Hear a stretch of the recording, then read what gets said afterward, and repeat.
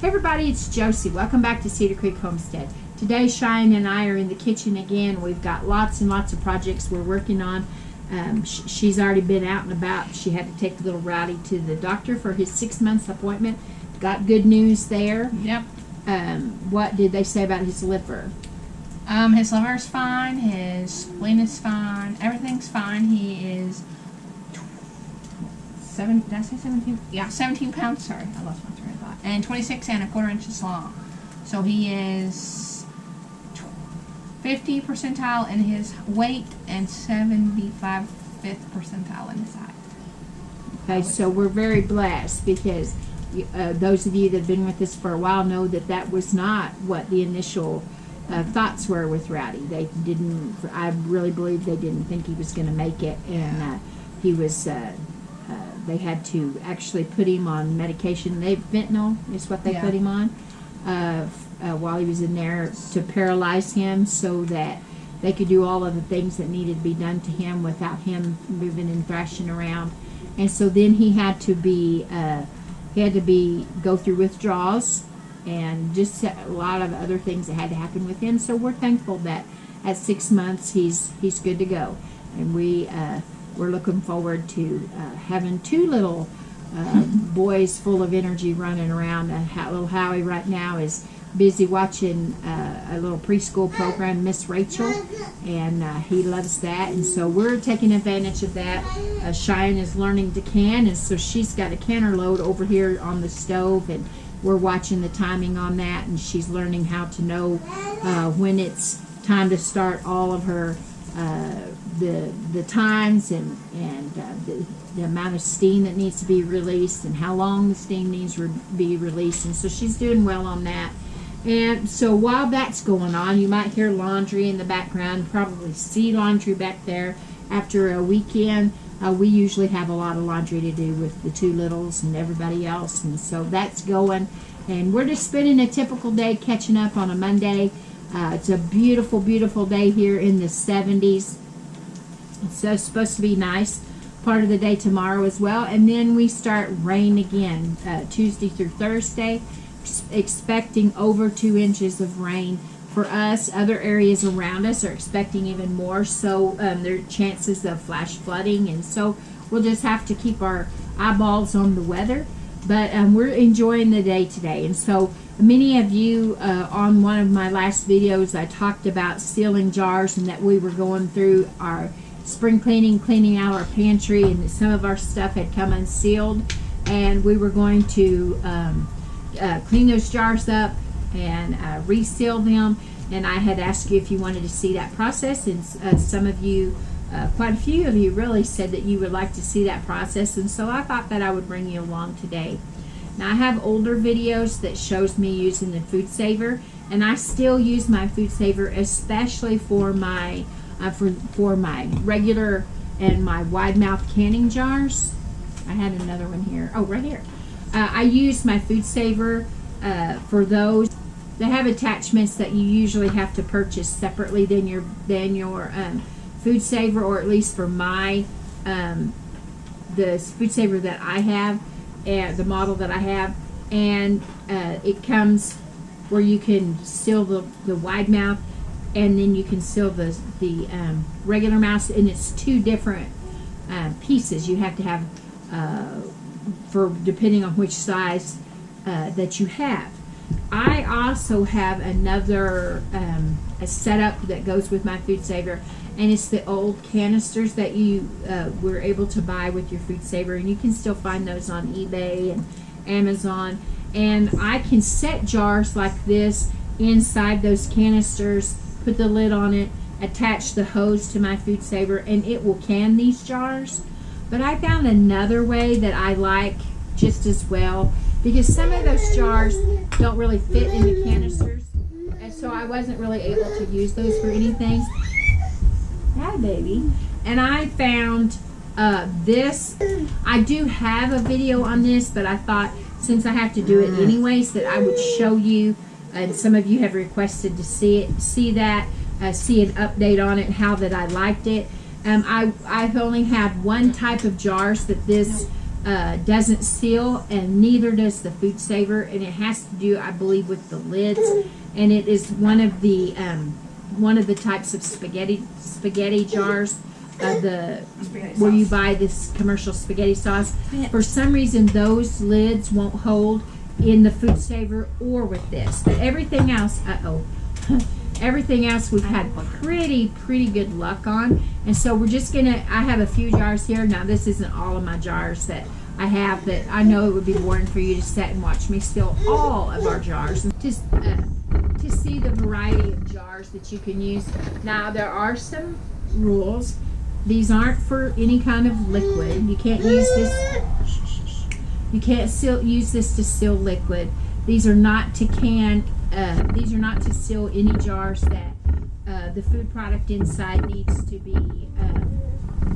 needs to be hot water bathed or canned, pressure canned. This will not take the place of that. This is only for dry food storage, powders, cereals, anything that you just want to keep fresh for a little bit longer. Some of your items, you can keep them fresh for a while longer, but they are not long term, such as crackers.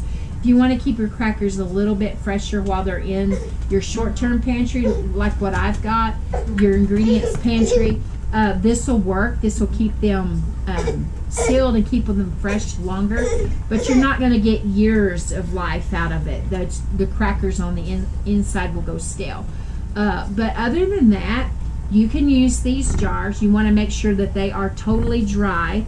You want to wash them, clean them up, but you're not going to be able to wash them, clean them, and go right into canning with them. You're going to have to make sure that your lid and your seal are totally dry, and your jars. And then if they're powdery, like this one, this is a coleslaw mix that I have, and you can see that it's just a loose mix. Now I don't worry about it as much with this unit as I do with my Food Saver. But if you have something that's really powdery, you can use a cupcake liner. And it doesn't matter if it has a design on it or not. These just happen to be my Easter ones. But you're just going to take one of these and just put it on the top of the powder that's in the jar, and put your lid on and seal it as usual. Not everything requires that. Now this is called the Pump and Seal. This is available on Amazon, or you can go to their Pump and Seal's website, which is what I did to purchase mine. Cheyenne has it pulled up on her phone, just in case you wanted any kind of information, and we can put it in the information section of the video. In the description box, I'll make sure that we put that up there for you. I bought the original package, and it comes with the Pump and Seal. It comes with these tabs that are part of it, and I'll show them to you in just a moment.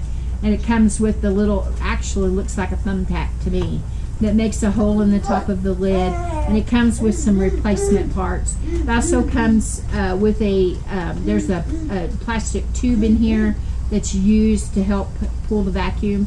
You get a replacement one of those. But on their website, you'll see other items that they have that will help you. You can put this cover over a bowl and use this to pull a vacuum so that you're marinating meats or whatever before you cook them.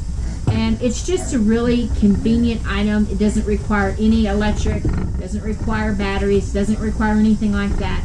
Now I know that the last time I made this video, there were some people that made comments about the new canisters that Heidi's husband over at Rain Country Homestead had made, and they look wonderful. I just haven't ever purchased those. I have this, and I'll let me get this canner taken care of with Cheyenne, and we'll be right back to show you what to do.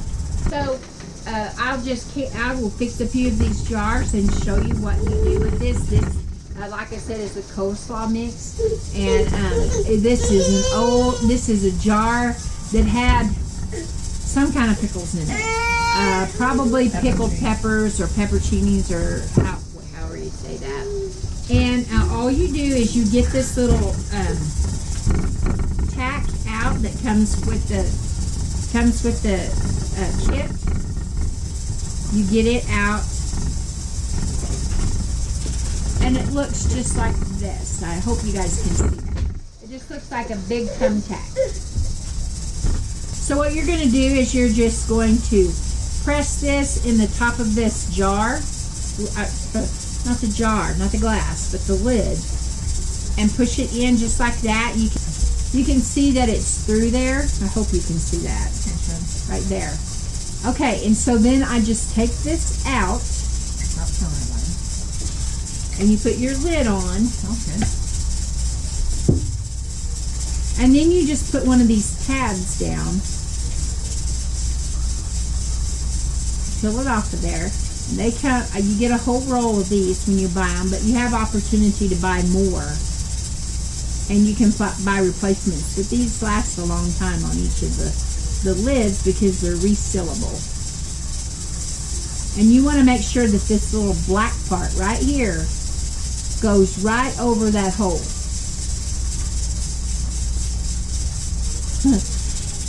If you're like me, you're going to have a little bit of trouble seeing it.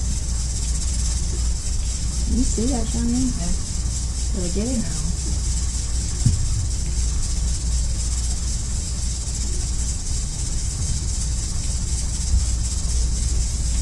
Okay, and you're just going to place this on there, this part right here, right on top of there.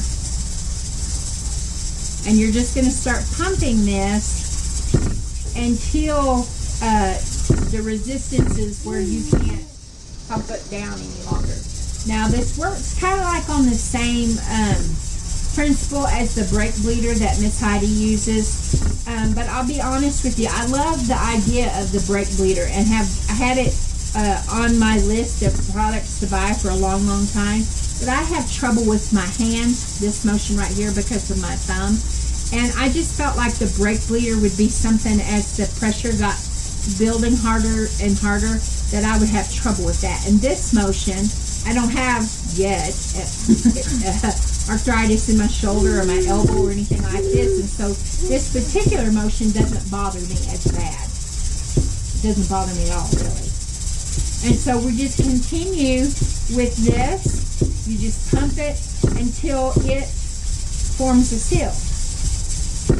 It's beginning to have some resistance now, and you can see how this is getting smaller. Remember, it was smaller. It's getting smaller and smaller. And I suppose you could. Oh, here's the camera. So we'll keep just pumping this thing up or down, I guess.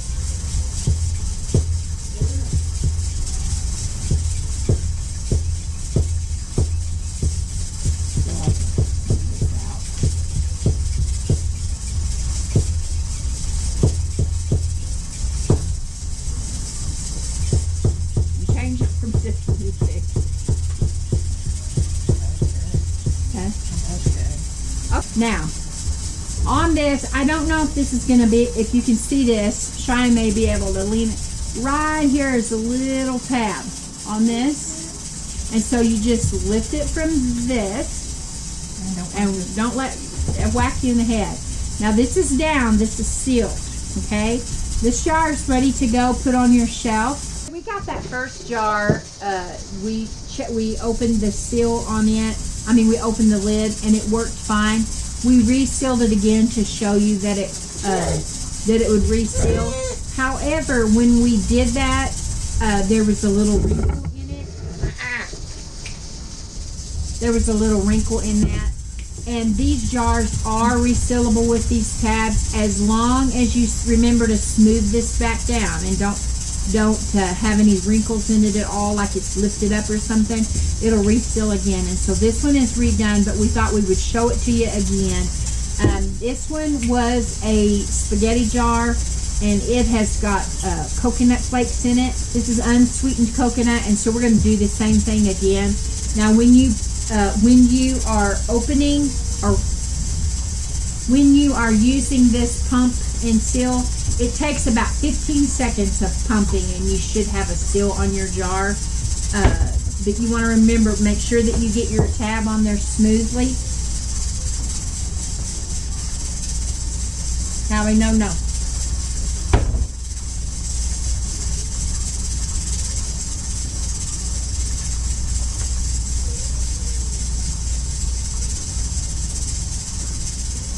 You want to make sure that you try to get in the middle of your jar. Don't go over to the side, or, make sure you get as close to the middle as you can. It doesn't have to be 100%, but as close as you can.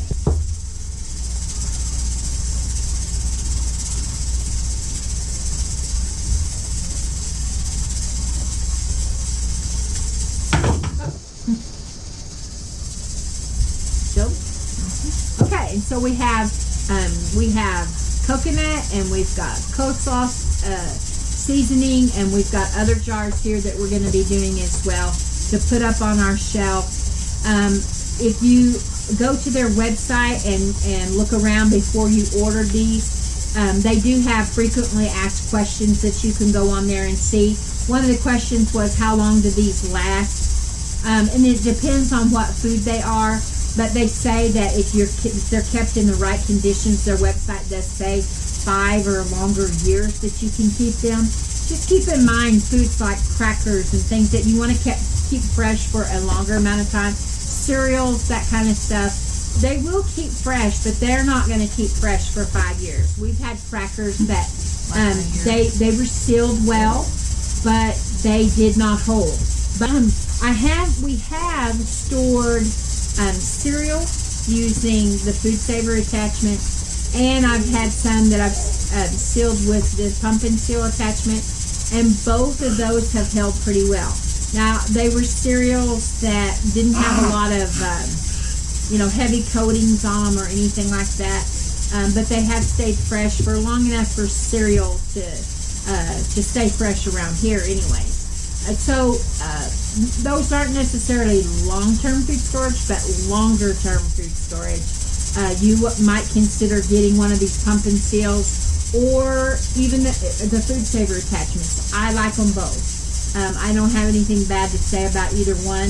I just felt like getting this has been able to help me on the ones that the containers, that the canisters didn't work on. And some of you have had trouble getting the canisters, and the canisters are really expensive.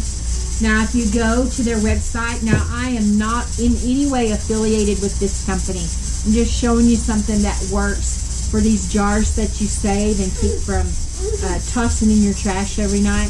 This is a way for you to store product in them and feel good about storing the product. If you go to their website, you will see that this setup, their original setup with the pump and the little tool to make the hole, the tabs. I think it comes with 100 tabs, and the replacement parts for those. That set is about $35. Now they have other items. Like I said, they have the little covers that will let you. The little covers that will let you marinate foods. They have setups where you can vacuum seal bags that might help you extend your pantry just a little longer. Now, one more thing before we go, I'd like to remind you to always make sure that you use your Sharpie and write on your jars what you put in your jars. That already has on the lid what it is. But I have many times, for instance, this is a coffee creamer. I don't use coffee creamer, but Cheyenne does. And we're going to get this sealed up in just a little bit. But this, this just looks like a powder. And I know that people say, well, I'll remember exactly what this is. But I will tell you, out of my own personal experience, in a few weeks, you'll look at your pantry shelf and you'll see 2 or 3 different powders, and you'll think, I don't know which one is which. So you either have to taste them, smell them, or try to figure out what in the world it is. So always, always, always make sure that you write on your jar what it is. So guys, I hope this has helped you. I hope it encourages you to save those jars, keep from throwing them away. and find a way to store some more food in your pantry, ingredients in your pantry, so that you can have those things when you need them. They don't always have to be stored in the 5-gallon buckets or the big Mylar bags. You can put them in these little containers like this for your everyday pantry, for your short-term pantry. And according to their website, some of those things will last 5+ years if they're stored properly using the tabs. And so it looks like that this is something that you can put in your long-term storage as well. Okay, guys, this is Josie and the family. I love you guys. I really do. Keep looking out to the ways of your household and finding ways to extend your pantry, and so that you can provide well into the future. Until next time, we're gone.